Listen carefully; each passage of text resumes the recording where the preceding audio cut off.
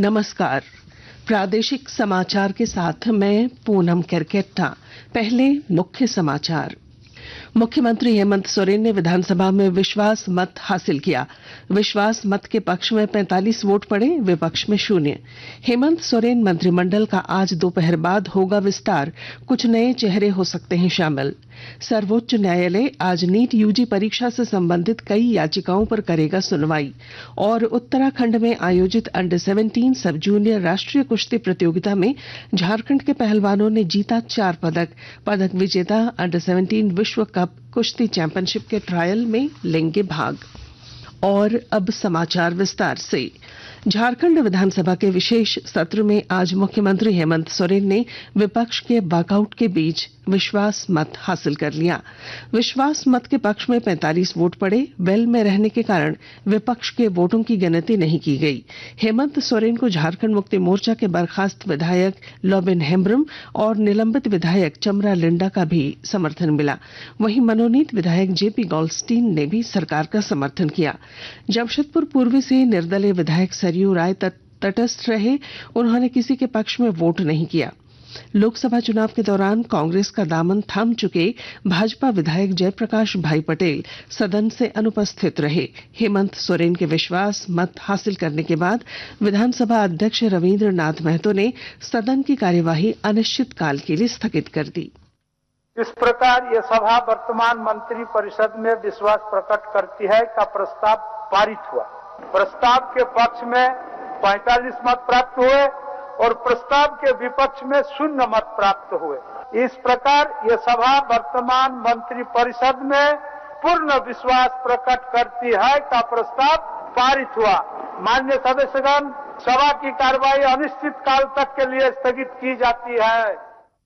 विधानसभा में विश्वास मत हासिल करने के बाद अब से थोड़ी देर बाद मुख्यमंत्री हेमंत सोरेन अपनी सरकार का मंत्रिमंडल विस्तार कर सकते हैं। शपथ ग्रहण समारोह के लिए राजभवन से दोपहर 3:30 बजे का समय मांगा गया है। श्री सोरेन मंत्रिमंडल विस्तार में 11 मंत्रियों की पूरी टीम लेकर आ सकते हैं। राजभवन में शपथ ग्रहण समारोह की तैयारियां हो चुकी हैं। मंत्रिमंडल में कुछ नए चेहरों को शामिल किए जाने की संभावना है। प्रधानमंत्री नरेंद्र मोदी ने कहा है कि भारत और रूस के बीच विशेष रणनीतिक साझेदारी पिछले 10 वर्षों में कई क्षेत्रों में आगे बढ़ी है। इन क्षेत्रों में ऊर्जा, सुरक्षा, व्यापार, निवेश, स्वास्थ्य, शिक्षा, संस्कृति, पर्यटन और लोगों के बीच आदान प्रदान शामिल है।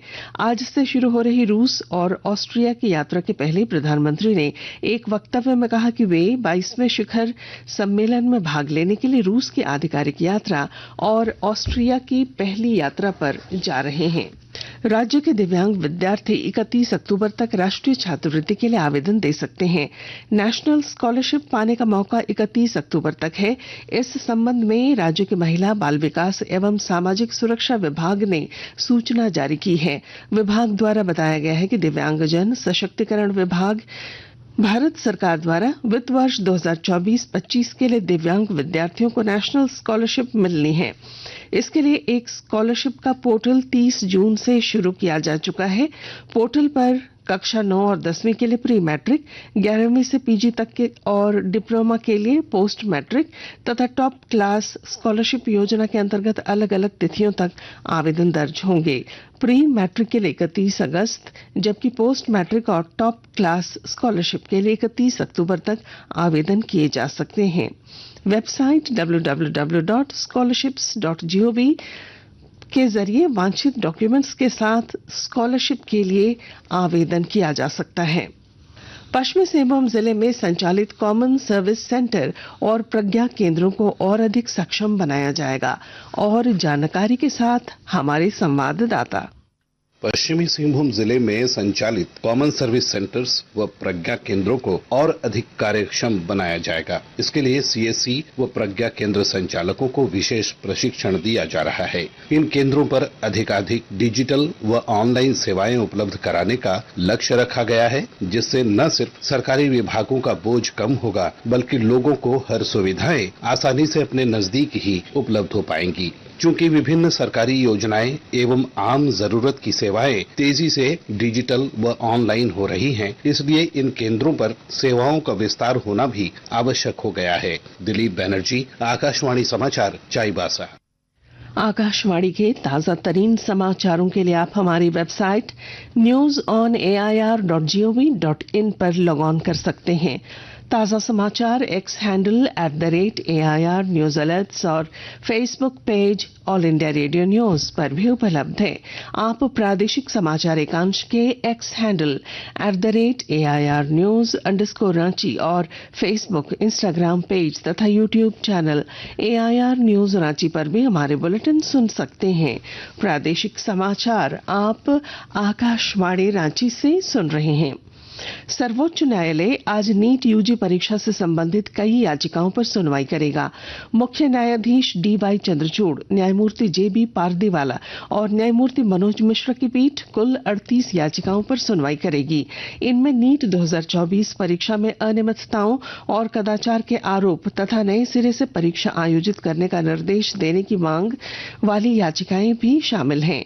दायर याचिकाओं में नीट परीक्षा में कथित अनियमितताओं की अलग और स्वतंत्र जांच की मांग की गई है। इससे पहले शीर्ष अदालत के समक्ष दायर एक हलफनामे में केंद्र और राष्ट्रीय परीक्षा एजेंसी NTA ने कहा था कि परीक्षा में अनियमितताओं के किसी भी सबूत के अभाव में परीक्षा दोबारा आयोजित करने की कोई आवश्यकता नहीं है।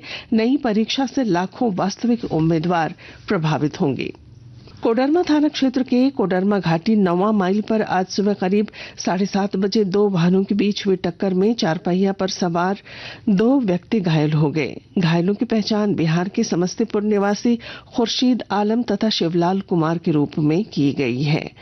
दुर्घटना के बाद घायलों को इलाज के लिए सदर अस्पताल कोडरमा लाया गया है। सरायकेला जिले में गम्हरिया स्थित टाटा कंपनी विस्थापित जमीनदाताओं ने आज सुबह स्थायी नौकरी समेत अन्य मांगों को लेकर कंपनी गेट पर चक्का जाम कर दिया।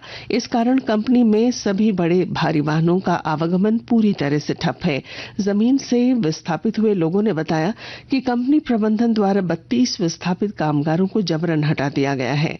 वर्ष 2013 में इन विस्थापितों ने अपनी जमीन उषा मार्टिन कंपनी को दी थी। इसके बाद 2017 में टाटा कंपनी ने इसका अधिग्रहण किया। पूर्व में इन्हें नौकरी दी गई। बाद में कंपनी प्रबंधन द्वारा अस्थायी ठेका कर्मी बनाकर काम लिया गया और वर्तमान में सभी को काम से हटा दिया गया है। चतरा जिले में अब तक मात्र 16.4 मिलीमीटर बारिश दर्ज की गई है, जो सामान्य से कम है। इस वर्ष कृषि विभाग को चतरा जिले में 36,500 हेक्टेयर भूमि पर धान आच्छादन का लक्ष्य मिला है, लेकिन अब तक जिले में 365 हेक्टेयर भूमि पर ही बिचड़े बोए जा सके हैं। जिले के किसानों को अभी भी अच्छी बारिश की उम्मीद है। मानसून की बेरुखी से चिंतित किसान जी तोड़ मेहनत के साथ बिचड़ा बोने में लगे हैं। जिले के कृषि विज्ञान केंद्र के वैज्ञानिकों द्वारा किसानों को कम अवधि के धान बीज लगाने की सलाह दी जा रही है। कुश्ती उत्तराखंड में आयोजित अंडर 17 सब जूनियर राष्ट्रीय कुश्ती प्रतियोगिता में झारखंड के पहलवानों ने 2 स्वर्ण, 1 रजत और 1 कांस्य पदक पर कब्जा जमाया है। झारखंड के विकास कच्छप ने 48 किलोग्राम भार वर्ग में और आदित्य कुमार गौरव ने 51 किलोग्राम भार वर्ग में स्वर्ण पदक जीता। पदक विजेता अंडर 17 विश्व कप कुश्ती चैंपियनशिप के ट्रायल में हिस्सा ले सकते हैं। और अब बुलेटिन के आखिर में मुख्य समाचार एक बार फिर। मुख्यमंत्री हेमंत सोरेन ने विधानसभा में विश्वास मत हासिल किया। विश्वास मत के पक्ष में 45 वोट पड़े और विपक्ष में 0। हेमंत सोरेन मंत्रिमंडल का आज दोपहर बाद होगा विस्तार। कुछ नए चेहरे हो सकते हैं शामिल।